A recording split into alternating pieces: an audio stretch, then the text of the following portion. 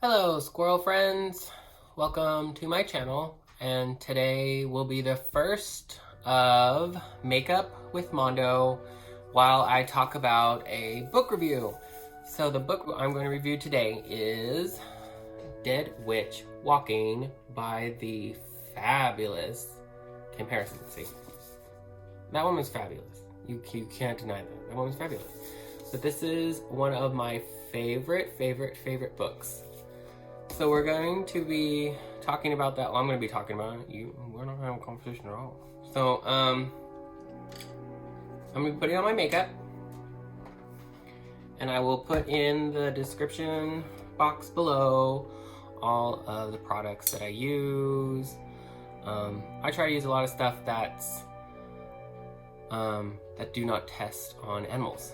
So, Dead Witch Walking is about Rachel, who is a witch, Ivy, who is a living vampire. Now there are different vampire types, two different types, living vampires, and then there are undead vampires. Living vampires are born with the vampire virus, and then at their death, they will become one of the undead. Ivy was born with the vampire virus from her parents and will become one of the undead. And in her case, she'll become one of Cincinnati's undead queens. And then the other main character is Jinx. And Jinx is a pixie. Pixies are basically non-entities in this world because they are just so small. They are considered the little ones.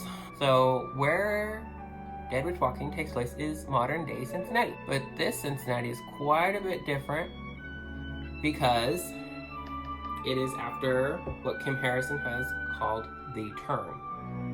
The turn happened in the 60s. Now this is when her humor comes into play. It is when a genetically modified tomato killed half of the human population. It had zero effect on the supernaturals except for the elves. Now it killed out the elves, supposedly. Killed out the elves because they had been practicing hybridizing with humans to bolster their number, which ended up being a huge mistake. Now we're in modern day Cincinnati. Rachel works for the IS. The IS stands for Interland Security. So in this world, there are two different types of police services. There is the Interland, which is supernaturals, and that is called Interland Security, IS, Rachel and Ivy's job. Then there is the FIB, which is the Federal Interland Bureau. Now that sounds like, oh, that's just another branch of the IS. No, it is the human-run police service. Sounds confusing because Interland, you think it'd be the FHB, the Federal Human, but that's how it works. And so they cannot work together. Humans can only work at the FIB, and supernaturals can only work for the IS. Rachel, she thinks she's real good. But she's one of their worst runners in their eyes. Ivy is one of their best. She's the golden child. She comes from a good family. She has wealth. She's amazing. She does everything perfect. So when we come into the story, Rachel is now on one of her crappy IS runs. She is trying to get a tax evading leprechaun. So this is somebody, she has been selling charms without paying taxes on them. And Rachel is like, this is not fun. I don't know why I'm doing this. An intern could do this. So she's on this run with Jinx. Now the reason she has Jinx, the pixie, on her run is because she is no longer allowed to work with fairies, who are better apparently than pixies, because she had a incident with a frog and a pixie. So she's out this night and she's hunting down this little leprechaun. Poor little thing, doesn't even know she's after her. Now Jinx is a loudmouth, cussing little guy that he cusses to Tinkerbell. He is always cussing Tinkerbell, like saying Tink's contractual hell and funny things like that. He's awesome. But Tinkerbell is like their god. She's their pioneer. She's actually a real person. I think she's long gone. She is like their queen, their goddess in this world, according to the pixies. She's their pioneer, as Jenks calls it. So Rachel and Jenks are on this run, and Rachel's getting tired of it. She's tired of doing these crap show runs where she has to do silly stuff that people first year on the job should be doing, not somebody that's 5 years into it. So she is getting tired. So when she gets this leprechaun, she finds a leprechaun, she runs into Ivy. And she tells Ivy, hey, I'm kind of like really sick of this stuff. And Ivy's like, yeah, me too. I'm tired of having to like fight all the political games that the other vampires are making me go through. And then Rachel goes, well, maybe we should just quit the IS. Well, if you quit the IS, you get a death hit put on you, or you can pay off your contract. Ivy has money. She can just pay off her contract, which she does. And then she gets a church for Rachel, Ivy, and Jenks to move into. Jenks is happy to move in this because Jenks has 52 children. That's a lot of work to put into to get 52 children. So he has 52 children at home. And he wants to move into this church because it has a huge garden. And pixies live off of nectar and sweet things, just like hummingbirds. And so he's happy to do that because now his family will not have to scrimp and try to find things all the time just to make ends meet. So now Rachel is wanted by the IS. She is pretty much gonna die.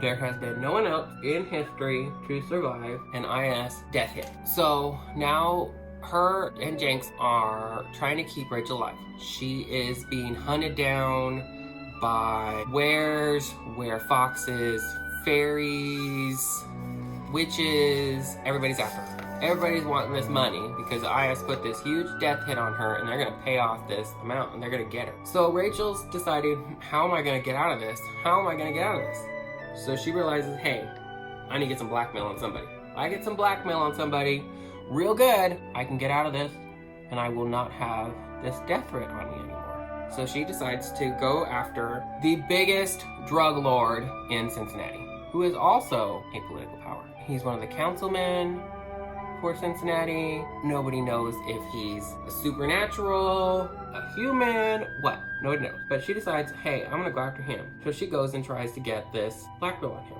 Now, all kinds of madness ensues by her trying to go after this drug lord. The fabulousness of this is that she's crazy. Rachel's just nuts. Like, she thinks like, oh my God, I just don't know how this is gonna happen, but I'm gonna do it.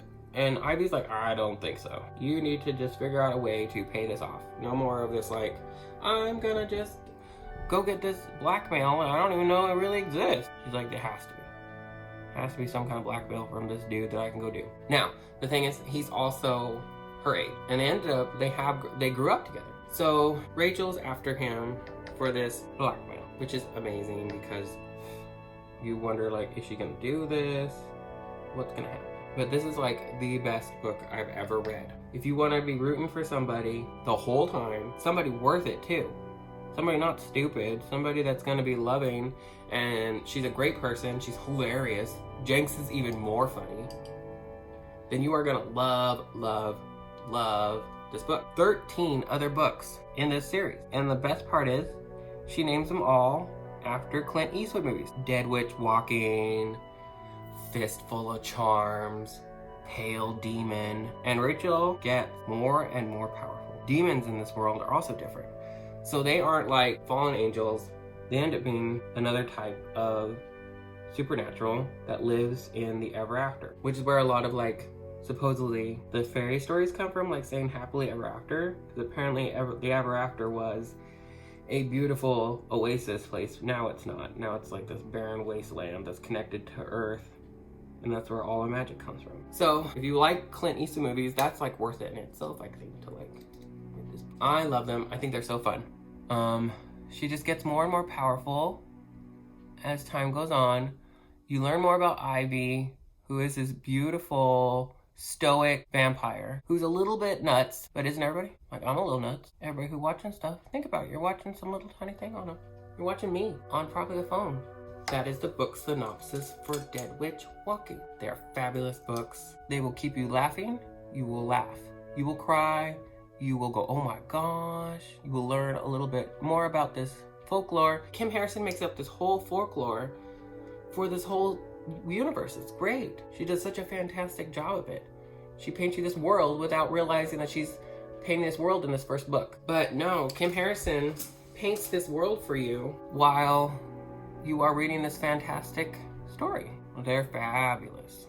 I've given this book away to so many people. Now, please don't buy this book from Amazon. If that is the only place you can get it, and you know that's the only place you can get it, I guess go for it. But if you can, please go to a local bookstore. Go to your local Barnes & Noble. Go to a used bookstore, because those are fun. Those are fun to get books from. You get a book, it's old, it's used, it's great. Go out, buy this book. Come back, comment, tell me what you thought of it. Message me. If it's bad, you're lying. Okay guys, so I hope you all are staying safe. Make sure to wear your masks. Make sure to wear your masks. I hope you guys have a fantastic time. I'm gonna try to put these out every Tuesday, because that's new release day for books. So every Tuesday I'm gonna have a new one out. If you would like me to read a book and review it, let me know. If you wanna send me a picture of some kind of makeup to do, try it, send it to me. I'll see if I can do it. I won't always do like such, I'll probably mostly do a lot of the drag makeup like this is. I think this is a lot of drag. I think a normal person, any person can do this. I wear this to work a lot. I love it. My favorite one right now. Favorite look. Well, I hope you guys go out and buy that book. Have a great day, morning, evening, middle of the night, whatever it is. I love you all. Bye.